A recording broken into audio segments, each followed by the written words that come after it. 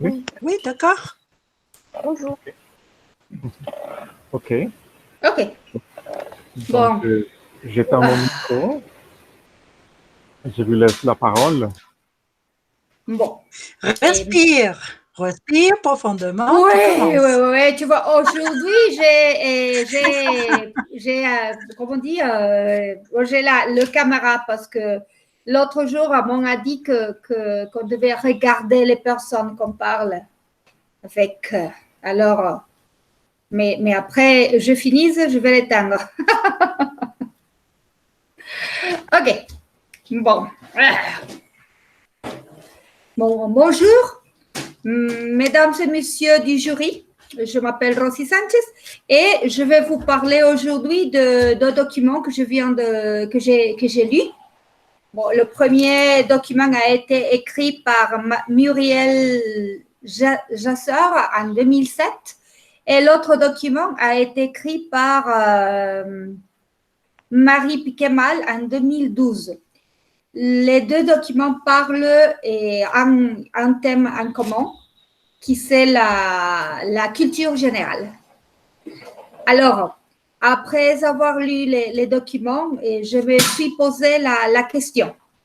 Est-ce que la culture générale est importante dans la formation de l'individu? Bon, d'abord, je vais vous donner une petite définition de culture générale. La culture générale est l'ensemble des connaissances qui ont de l'importance dans une société et qui concernent différents domaines intellectuels.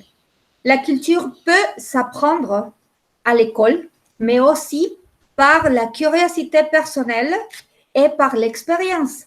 Ça veut dire qu'on peut avoir des connaissances de la culture générale, pas seulement parce qu'on a étudié dans une école, dans une université, mais aussi par la curiosité. Si on veut savoir étudier quelques thèmes, par exemple la littérature, la poésie, etc. Bon, selon les deux documents, la culture générale est importante dans la société. Elle est une partie importante de la vie de toute personne. Pourquoi? Parce que la personne doit savoir de tout un petit peu. Une personne ne peut pas rester à savoir seulement ce qu'elle a étudié. Par exemple, si je suis ingénieur, je ne peux pas seulement me contenter de savoir qu'est-ce que l'ingénierie et tous les bons domaines. Mais aussi, par exemple, si je suis prof, il faut que je connaisse d'autres domaines, par exemple la musique, et les choses des enfants, et quelque chose de littérature, de politique, et sociologie, etc. Et bon, et tout d'abord, il est important d'avoir des connaissances de tout genre, comme je vous ai dit déjà, par exemple la littérature, la poésie, la sociologie, mais aussi il faut avoir des connaissances actuelles, par exemple la musique. Bien que la musique, on n'aime pas, par exemple, avoir la culture générale, c'est pas seulement écouter de la musique classique ou d'autres types de musique. Il faut savoir aussi de la musique actuelle, par exemple le reggaeton. Le reggaeton, pas tout le monde l'aime, mais il faut le connaître. Il faut savoir, il faut avoir quelques connaissances pour discuter avec les personnes. On ne peut pas dire non, je ne veux pas parler de ce type de musique parce que je ne l'aime pas. Non. Il faut avoir quelques connaissances et savoir pour en discuter d'autres choses, pas seulement mon domaine. Bon, aussi, comme je vous ai dit, une personne doit avoir quelques connaissances. Ça rend la personne un peu plus intéressante. La personne peut parler d'autres choses, pas seulement parler de la même chose. Par exemple, on ne peut pas rencontrer une personne et parler seulement du climat ou parler de l'actualité, par exemple, seulement pas de coronavirus. Il faut parler de tout un peu. Et par conséquent, une personne qui a de la culture générale peut parler, comme je vous ai dit déjà, d'autres choses, mais cette personne, cet individu peut réfléchir et faire réfléchir les autres personnes, peut avoir une conversation plus intéressante, plus jolie, plus aimable, et essayer de ne pas se disputer. Mais quelquefois, c'est pas facile. Ça dépend de la personne. Et aussi, la culture générale nous permet, comme des personnes, montrer notre personnalité. Ça veut dire, je peux montrer que je suis une personne cultivée, parce que avoir de la culture générale, c'est pas seulement savoir beaucoup de choses, c'est être cultivé dans tous les domaines. Et bien sûr, je peux montrer que je suis sensible par rapport à la nature, par rapport aux animaux, par rapport à la politique, par rapport aux événements de l'actualité, comme la pandémie. Et aussi,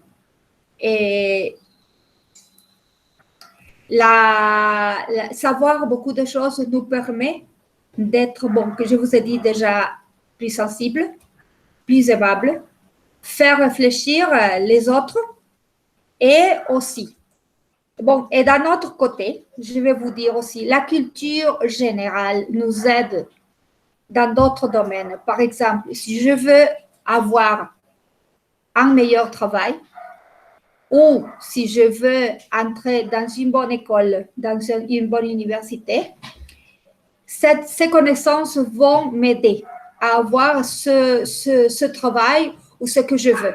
Par exemple, il y a des universités qui font des épreuves, des examens pour avoir accès à l'éducation. Alors, s'il y a des universités, par exemple, je parle du Costa Rica, l'Université du Costa Rica fait une épreuve pour pouvoir entrer. Alors, cette épreuve, c'est pas seulement savoir de mathématiques ou savoir de la littérature. Il faut utiliser la logique, il faut réfléchir. Et il y a des universités en France aussi qui font des épreuves. Et pas seulement les universités, il y a des collèges, des secondaires qui font des épreuves pour permettre l'accès aux étudiants. Et ces étudiants doivent savoir un petit peu de tout pour pouvoir entrer à l'école. Aussi, pour le travail, et pour avoir un bon travail, ça dépend de l'entreprise. On peut avoir un examen pour entrer à une entreprise. Dans ce cas-là, je peux vous parler de mon mari. Mon mari, ça fait plus de 20 ans. Il a essayé, bon, il a demandé l'accès dans une entreprise. Je ne sais pas si vous connaissez P&G. Et bon, et ça fait plus de 20 ans. Et quand P&G est arrivé au Costa Rica, il a dû faire une épreuve. Et c'était comme une épreuve de l'université, de tout type il avait des analogies, de la mathématique, etc. Alors, il a fait l'épreuve avec 100 personnes. Et 100 personnes ont fait cette épreuve. Il l'a fait. Après une semaine, on l'a appelé. Et il a fait une autre épreuve, un autre examen. 10 personnes seulement ont passé l'épreuve. Après cette deuxième épreuve, on a choisi seulement 3 personnes. Et on l'a fait une interview. Et on l'a choisi. Des 100 personnes qu'il a fait, il a été la personne choisie pour le travail. Alors, c'est grâce à ces connaissances, à ces études qu'il a obtenu un bon travail. Maintenant, il ne travaille plus dans cette entreprise, mais ça lui a aidé à avoir un travail dans une autre entreprise très semblable. Et bon, et ces exemples, je vous dis, c'est pour ne pas être sûr que avec mes connaissances comme prof, comme ingénieur, comme médecin, comme n'importe quoi, ça ne doit pas nous empêcher de savoir d'autres choses. La vie est plus intéressante si on connaît et si on peut parler avec toutes les personnes, je ne sais pas, parler avec un politique, parler avec un mathématicien, avec un philosophe, avec n'importe qui. Ça fait du bien parler avec des personnes et on apprend tous les jours. On apprend tous les jours de la vie de choses. Et peut-être si je ne connais pas quelque chose sur un domaine, je pourrais apprendre quelque chose tous les jours. Et bon, je pense que c'est jusqu'ici, je vais finir et je vous en prie. Et j'attends vos questions et vos commentaires. Merci beaucoup.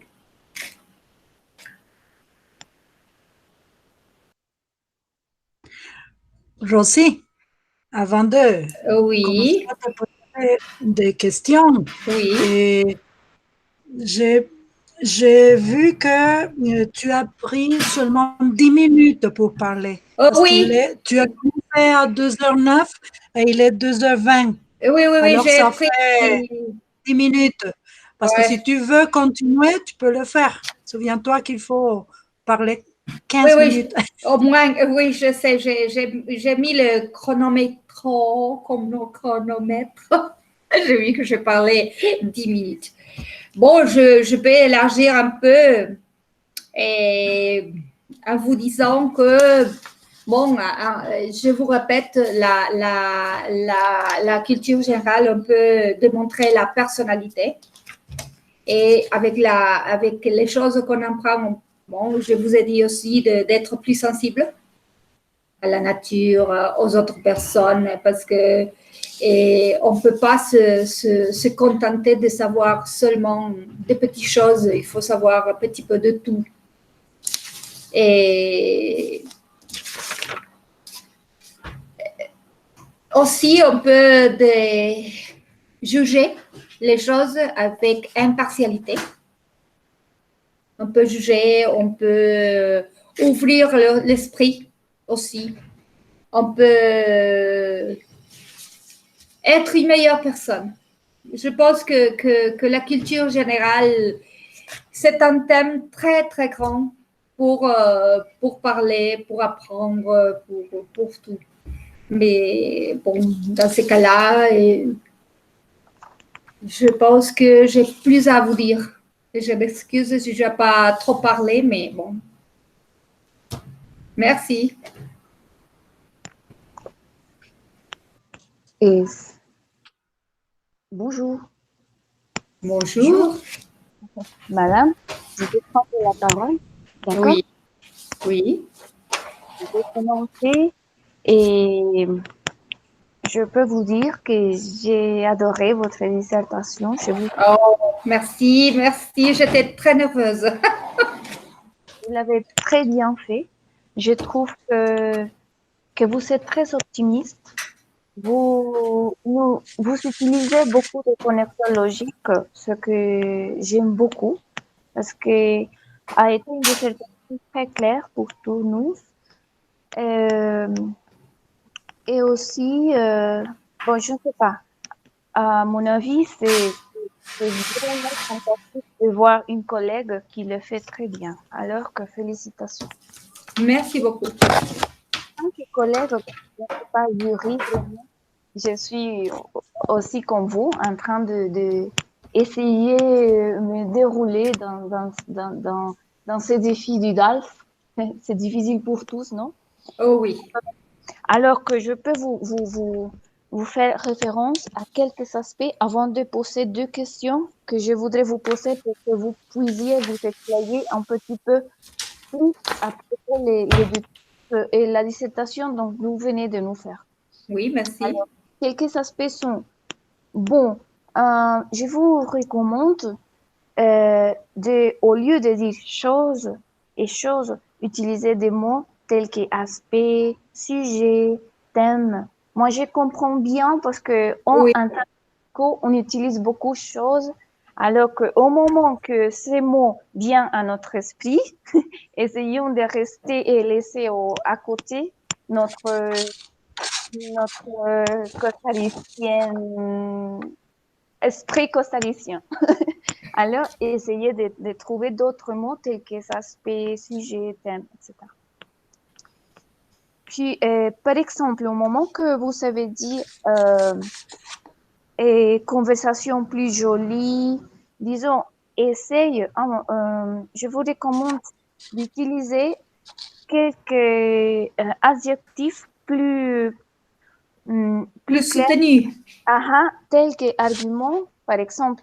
Au lieu de dire une conversation plus jolie, alors OK. vous dites une conversation avec des arguments plus solides, plus convaincantes, par exemple. Je ne sais pas comment dire. Et bon, quoi d'autre?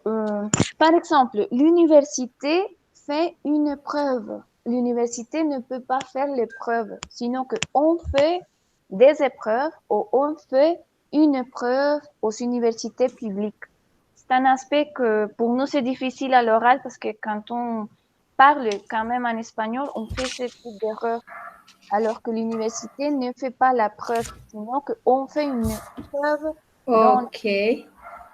Alors, que les deux questions, par exemple, en essayant de me mettre dans la place des jurys, je me demandais si êtes-vous d'accord avec la suppression de l'épreuve qu'on se débat dans les deux lectures. Disons que la première Dans les conditions actuelles scolaires, vous pouvez l'autre appartient. vous pensez que les costariciens, Je vous écoute pas. Oui. Alors, on a deux textes. Oui. Le premier texte de Libération avec 4 points de vue différents et un autre de Écho et Hechos, comment dit-on. Et je vous pose la question, êtes-vous d'accord avec la suppression de l'épreuve qu'on se débat dans ces deux lectures? En utilisant le point de vue de philosophes, d'un philosophe, messieurs le prof Bouchny, et aussi d'utiliser les points de vue des deux sociologues, du Rubella et du Nathalie, et aussi peut-être le romancier Philippe Forest. Vous, en tant que personne qui a bien défendu la culture générale dans votre dissertation, êtes-vous d'accord qu'on prime l'épreuve de culture générale à l'Université de Sciences Po?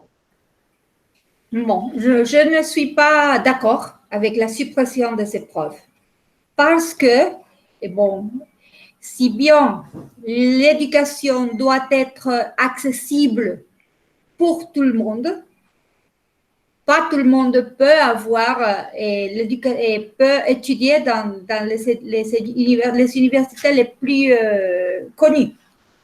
Et il faut avoir une épreuve pour choisir les meilleures personnes, les personnes qui vont étudier les carrières qui sont là.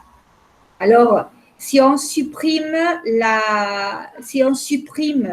les épreuves, tout le monde peut y entrer. Et si tout le monde entre, ça ne serait pas déjà l'université qui a les meilleurs étudiants.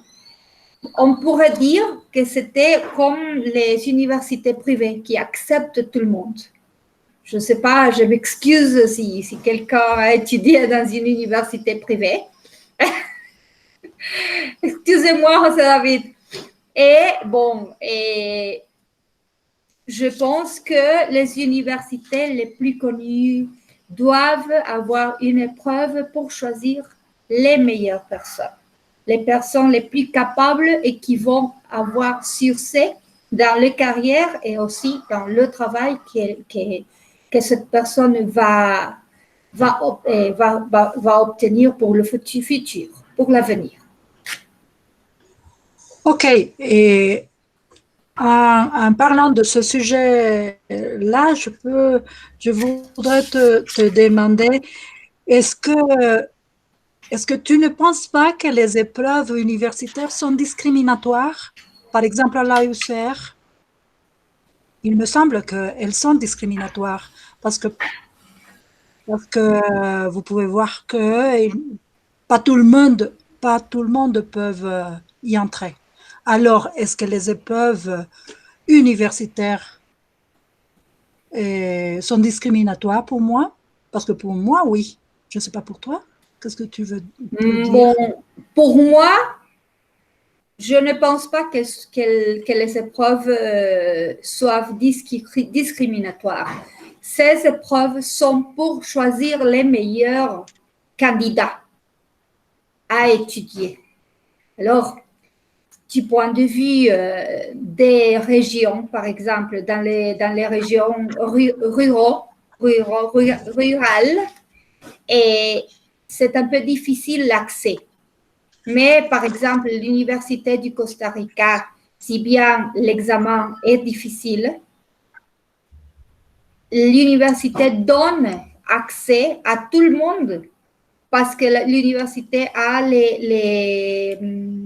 comment ça s'appelle, les résidences pour les personnes qui habitent très loin. Aussi, l'Université du Costa Rica a des aides, je ne sais pas comment dire, d'universités qui sont dans les autres, dans d'autres régions, je ne sais pas, je ne trouve pas le mot, sedes. Et bon, et je pense que si on pense que c'est discriminatoire, c'est à cause des connaissances, pas à cause de l'argent ou pas à cause de la région où la personne habite. Pas pour moi. Oui, mais est-ce que vous croyez que les différentes conditions scolaires au Costa Rica, par exemple, vous savez que dans les régions, par exemple, rurales, c'est tout à fait différent qu'ici, qu'à San José, et dans la vallée centrale. Alors, est-ce que ces différentes conditions Empêche? attendez.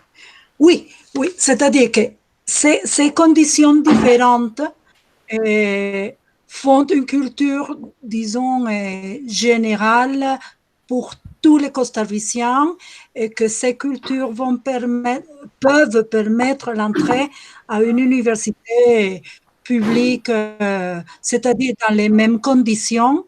Je ne sais pas si tu me comprends la question. Oui. C'est-à-dire, il y a de différentes conditions dans tous les pays. OK, on le sait. Et des conditions, par exemple, scolaires, dans quelques écoles sont pénibles, alors que dans d'autres, même si elles sont publiques, elles sont différentes. Alors, les possibilités d'entrer à une université, c'est-à-dire, c'est différent pour eux. C'est-à-dire, les costariciens n'ont pas les mêmes possibilités parce qu'ils n'ont pas disons, les mêmes connaissances. Alors, en parlant de la culture générale, est-ce que tu crois que la culture générale que de tout le monde, de tous les costariciens, est suffisante pour avoir la possibilité d'entrer dans une université publique?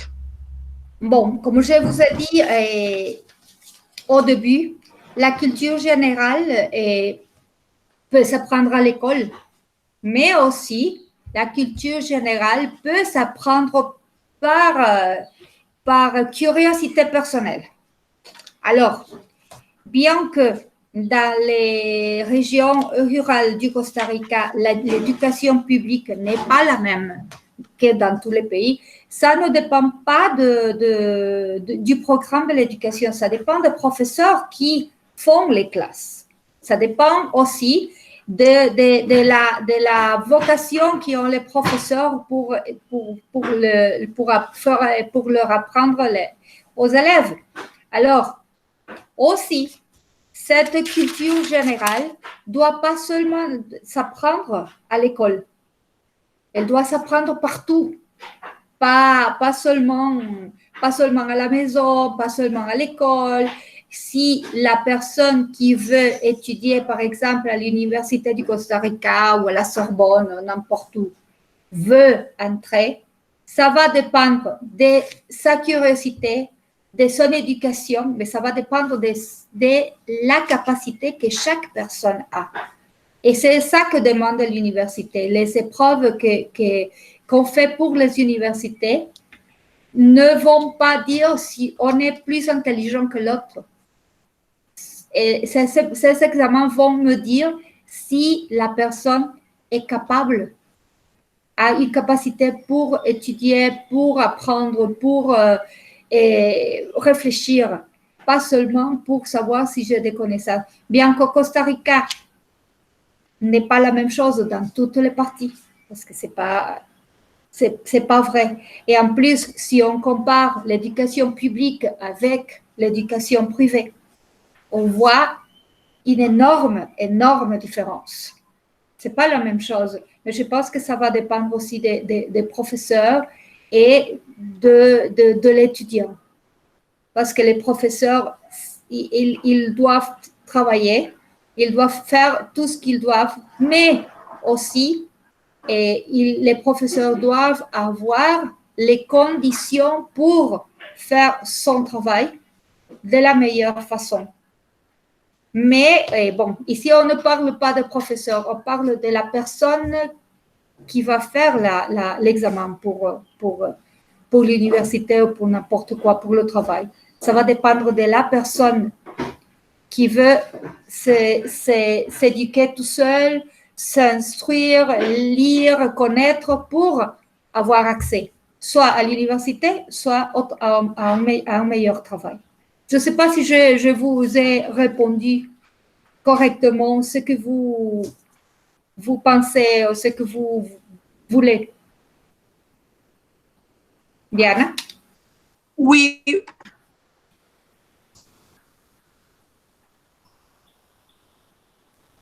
Attends.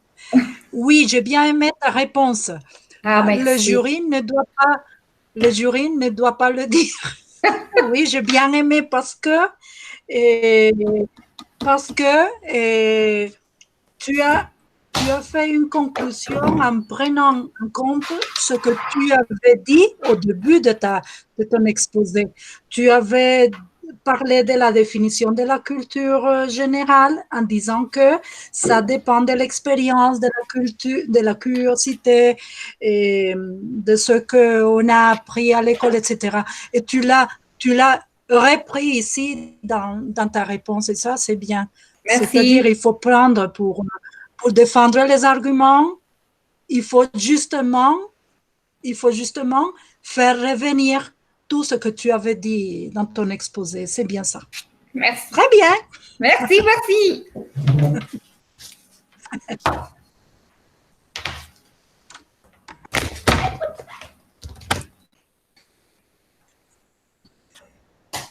Qu'est-ce qui s'est passé avec Non.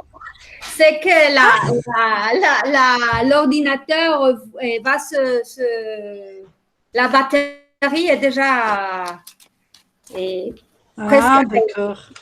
comment dire, épuisée.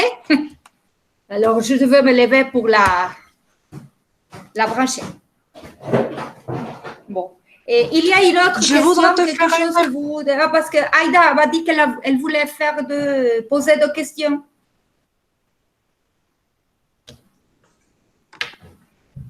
Et Diane, je ne sais pas si tu as une autre question.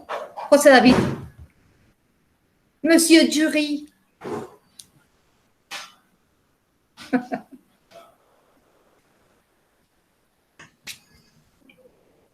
Aïda, tu vas poser une autre question? Bon, ça va? Bien. Et madame, je ne sais pas si... Bon, avant de poser la question, je me donne la permission, encore une fois. Aïda, on ne t'écoute pas. Vous ne m'entendez pas? Non?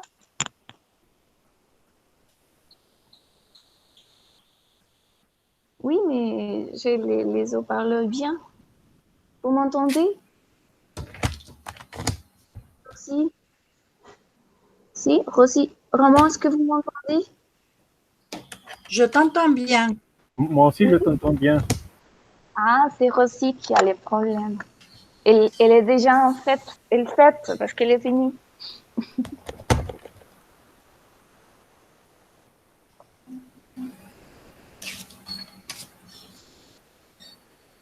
Non. Non? Ça va? Vous m'entendez? Il dit qu'il ne nous entend pas. Non, je ne sais pas, je n'écoute pas. Tu nous entends, non? Pas encore? Ça va?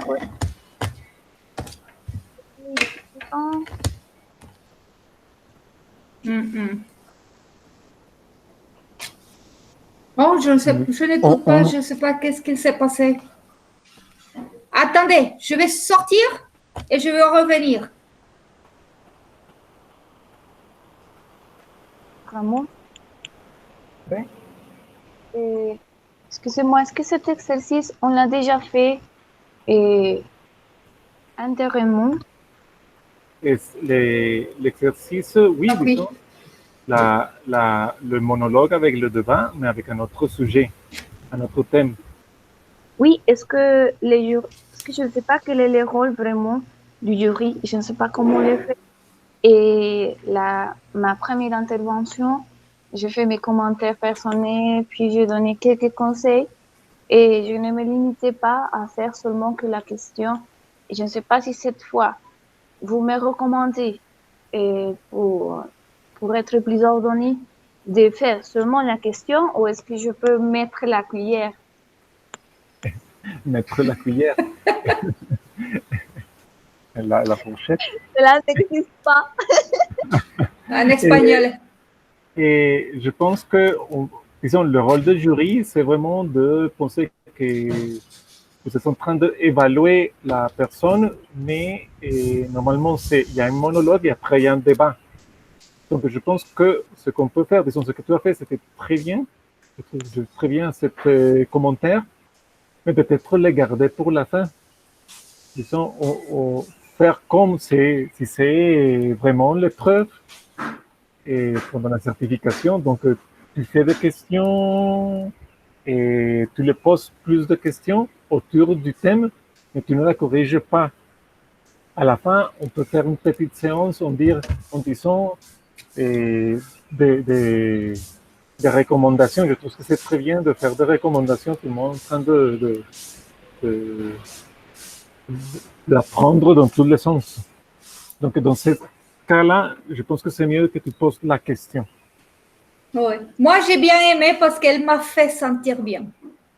Et alors, je parlais un peu plus, c'est pour ça. Disons, au niveau des commentaires aussi, ça, il ne faut pas donner son avis. Oui, oui, oui. Diana, il a posé une question, elle a donné son avis. Après. Juste après la question, donc il faut laisser la personne de s'exprimer. Non, mais je pense que le jury ne fait pas de commentaires positifs ou négatifs. Je crois que le jury doit poser les questions. Il faut contredire. Oui, ou contredire, ça dépend où je pense. Oui. Normalement, ce que le jury fait, c'est de contredire les arguments. C'est ça. Oui, bousculer, c'est bousculer, voilà, perdre l'équilibre, oui. Oui. Ouais, donc, on y va donc avec la question de oui. la jury Aïda. Bon, d'accord, madame. Vous avez dit que il est indispensable d'avoir les étudiants et d'admettre les étudiants les mieux étudiants dans les universités, les étudiants qui ont les capacités de culture générale plus élevées. C'est ça, si j'ai bien compris. Mais je vous pose la question, selon le point de vue qui nous donne Madame Durubela, et la sociologue de l'Université de Sciences Po et en France, quand elle nous dit qui sont les personnes qui s'attribuent les droits de dire quels sont les sujets et les aspects de la culture générale. Ça veut dire, elle considère que c'est arbitraire d'avoir dans les mains de quelques-uns de personnes le pouvoir de dire quelle est la culture générale correcte.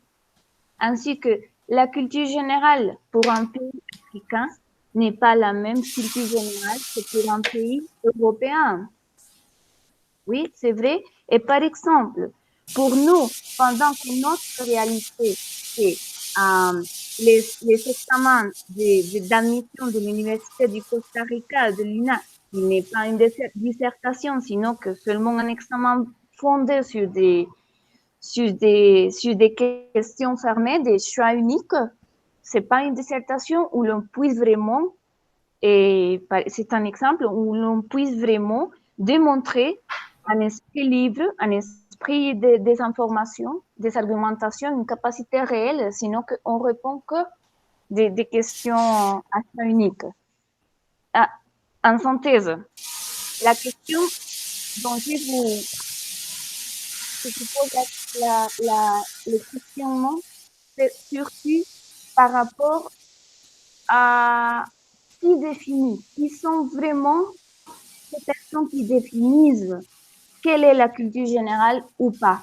Parce que ici au Costa Rica, on nous fait un examen qui implique vraiment de la culture générale, parce qu'on nous demande beaucoup d'aspects de l'Europe, mais c'est pas notre culture générale. Je vous ai donné l'exemple de l'examen d'admission de l'UNA, l'UCR, le TEC, parce que c'est pas un examen tel qu'on parle dans les deux articles de l'Université de Sciences Po. Alors, qu'est-ce que vous pouvez nous dire par rapport à ce questionnement référent à la culture, à qui définit c'est quoi la culture générale selon les contextes? Bon, je pense que la culture générale va être définie par l'université ou l'endroit où ils doivent, la personne va entrer. Alors, par exemple, aux États-Unis, il y a des universités qui demandent de faire un essai. Il y a des universités que tu dois faire un essai pour dire qu'est-ce que tu veux, qu'est-ce que tu attends, qu'est-ce que tu aimerais. Et ici au Costa Rica, bon, aux universités publiques, c'est UNA et UCR, le TEC, c'est un autre type d'examen. En France, ça va être une autre. Alors, je pense que la culture générale va le définir l'université ou l'endroit où l'on va passer l'épreuve.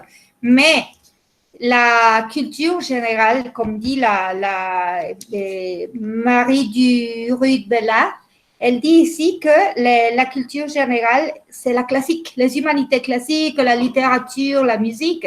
Mais je vous ai dit dans mon dissertation que la culture générale, c'est pas seulement le classique, c'est aussi l'actualité. Je vous ai parlé du reggaeton et tout ça. Bien sûr, on va pas faire un examen dans une université, on va nous demander du reggaeton, bien sûr que non. Mais ça dépend de la question, on doit parler de la culture qu'on connaît. Au Costa Rica, c'est une culture très différente à la culture de la France, de l'Afrique, des États-Unis. C'est différent.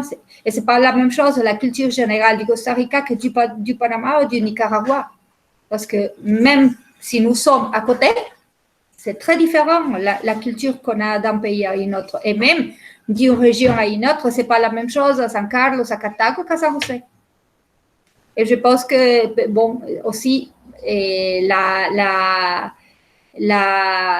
réponses vont dépendre des personnes, mais aussi vont dépendre de la personne qui te pose la question.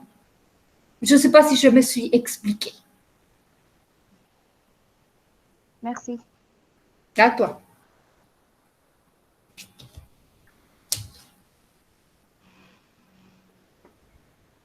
Bon, je crois que, bon, j'ai fait déjà mes 2 questions.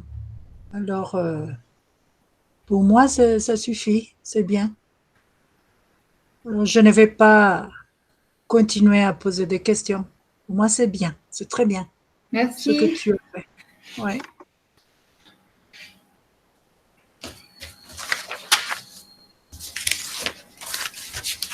Ok, c'est génial.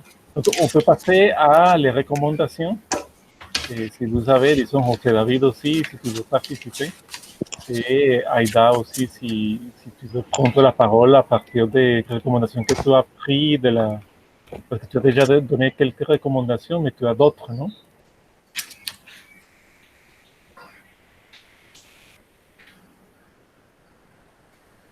Aïda, est-ce que tu as des recommandations à faire, pardon? Et, désolé, vous m'entendez? Oui, je Oui. t'entends. Bien. Bon, il y a une caractéristique aussi costaricienne. C'est une erreur que moi-même j'ai commis beaucoup. C'est de s'excuser répétitivement. Et une fois, je ne sais pas qui, un monsieur français m'a dit, ne vous excusez pas, ne vous excusez beaucoup. Vous les costariciens, vous vous excusez beaucoup.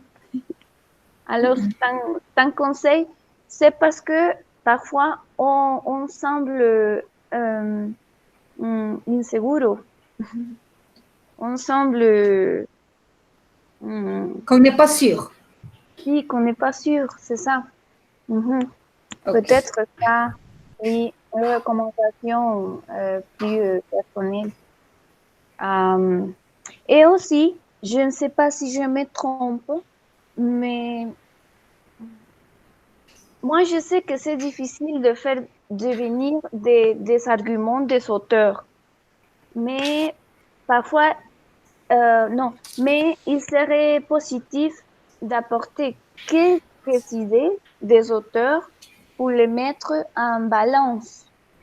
Disons, l'argument, par exemple, du romancier, quand il a dit que parfois, parce qu'on ne parle pas seulement de l'admission d'une université, sinon que dans les textes qu'on nous a donnés pour faire ce monologue, on nous a demandé on nous a parlé des postes de travail, disons, des postulants de travail, et monsieur le romancier nous a dit, par exemple, qu'il n'est pas d'accord que maintenant, il semble en marketing pour offrir les services en marketing de CV, il dit comme ça, où on fait un jeu de rôle au lieu de montrer ses capacités de réfléchissement, de pensée, d'esprit, sinon que on montre dans ces jeux de rôle la conformité et la soumission.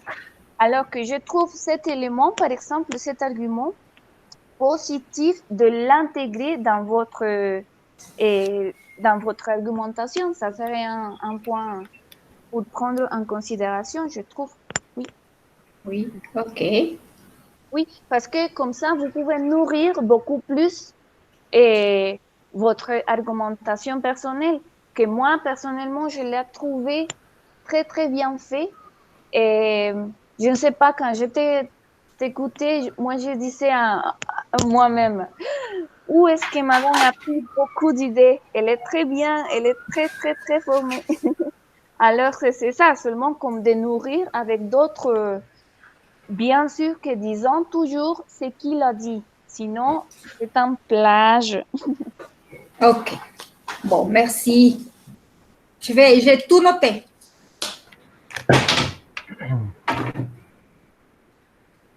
Oui, Et j'allais dire, peut-être que... Excuse. Non. Ramon, non, je voulais seulement dire que oui, que un peu dans le même contexte que Aïda a dit, que tu, à la fin, tu termines tes exposés et tes idées avec la phrase « Je ne sais pas si je me suis expliqué ». Ok. Ne pas Et utiliser cette phrase. non, non, parce que l'idée, c'est que tu es en train d'exprimer une idée et tu dois soutenir ton idée et c'est ton idée que tu es en train d'exposer. Ok. Donc, l'idée, c'est qu'on est en train de faire notre meilleur effort pour présenter nos idées. Donc, on doit être sûr qu'on ait exposé l'idée. Au moins, semblait qu'on est très sûr par rapport à ce qu'on dit. Oui, oui, je pense que c'est important d'essayer d'être sûr de ce qu'on dit et il ne faut pas demander au jury, disons, sinon ils vont te demander plus de questions. Oui, oui, oui. C'est ça, je pense que l'idée, c'est d'éviter la plupart des questions. Ok. Oui, on nous a dit que quand on finit, on doit dire bon, et j'attends vos questions et vos commentaires. Il faut finir comme ça. On nous a dit ça. Ah, ok. Oui. Ah, ok, ok. Mais peut-être pas avec cette... Pas cette phrase que j'ai dit. Parce que c'est négatif. Je ne sais Oui. pas si quelque chose... Et tu l'as fait plusieurs fois pendant la séance. Oui, oui, j'ai pensé à ça qu'Aïda m'a dit, que je m'excuse beaucoup, que c'est les ticos qu'on a cette habitude de faire. Et oui, il faut sembler être plus sûr et dire bon, et j'ai fini et j'espère que vous m'avoir expliqué bien ou quelque chose comme ça. Ne pas utiliser la négation. Oui, je pense que c'est mieux. Ok.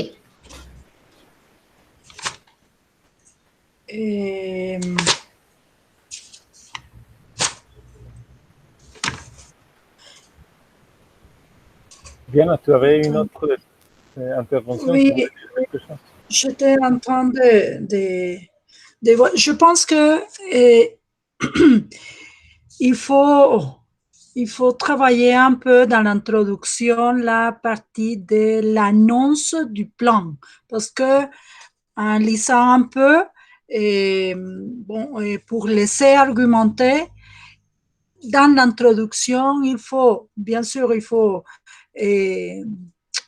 disons qu'il faut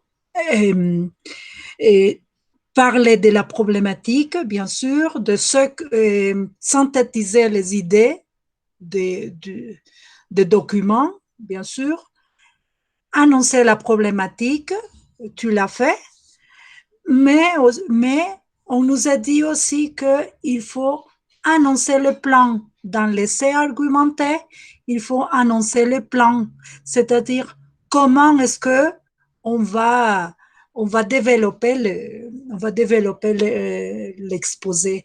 Et comme ça, on va pouvoir orienter disons que l'exposé, n'est-ce pas?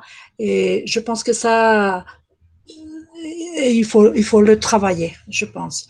Non, il faut dire, par exemple, dans l'introduction, il faut dire, bon, maintenant, ou alors, maintenant, bon, je vais vous exposer ce sujet, mais de la manière suivante. C'est-à-dire que je vais utiliser ou employer ce plan, par exemple, et je vais vous parler tout d'abord des avantages, et puis après des inconvénients. Ou je vais parler des causes et des conséquences, et puis après, je vais faire les conclusions. Ou je ne sais pas. Il faut peut-être travailler un peu les plans et savoir comment organiser c'est-à-dire comment annoncer le plan au début. Oui, Voilà, comme ça, c'est on ça. élargit la dissertation aussi. Oui, parce que c'est plus facile pour nous. C'est-à-dire, c'est plus facile de développer le sujet en sachant comment on va le faire, n'est-ce pas? Mais on nous a dit, Jean-Claude lui-même, il nous a dit que dans l'essai argumenté, il faut annoncer le plan. Et pas dans la, il nous a dit que dans la production écrite, et non, oui, dans la synthèse, non, dans la synthèse, il ne faut pas annoncer le plan, mais que dans l'essai argumenté, oui, il est convenant de le faire. Ok.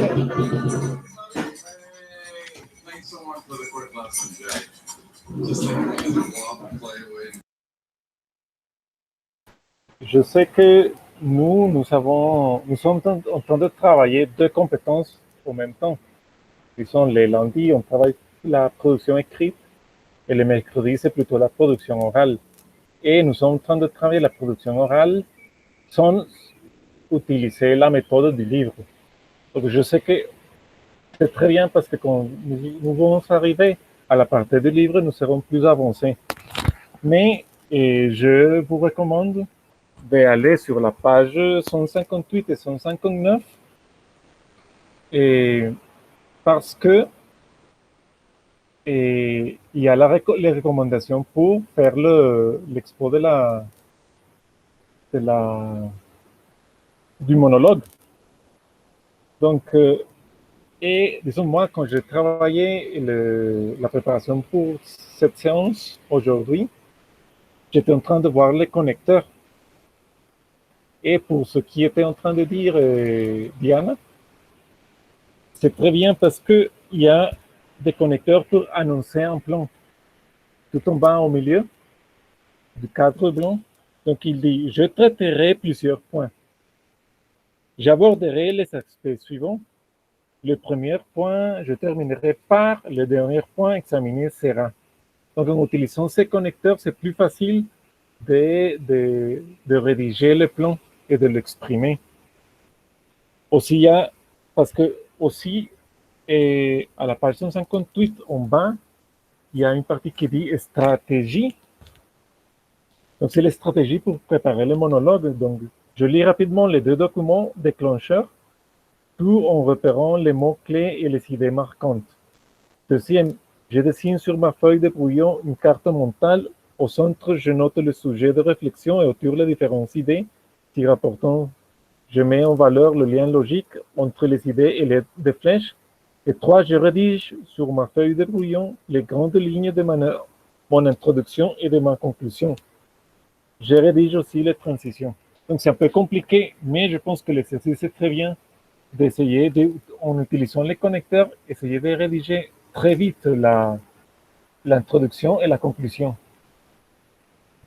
Et comme ça, parce que les connecteurs, ceux qui vont donner de la richesse aussi au discours, parce qu'on utilise toujours les mêmes mots, on dit mais, on dit on dit ou, et on oublie toutes ces autres ressources que c'est noté, disons, les juristes sont en train de prendre des notes à partir des connecteurs qu'on utilise. Donc, c'est seulement une recommandation de ma part de faire l'exercice d'essayer d'écrire au moins l'introduction en utilisant des connecteurs. Et donc, donner mon opinion, par exemple, à mon avis, de mon point de vue, en ce qui me concerne, ça va élargir de plus en plus notre vocabulaire. Mais je sais que quand on va commencer avec le livre, peut-être on va avoir plus de ressources et de vocabulaire. Seulement ça, je voulais dire ça, d'utiliser les outils que nous avons devant nous. Mais je pense que Rosy a fait un très bon travail aussi. Merci beaucoup. Je sais que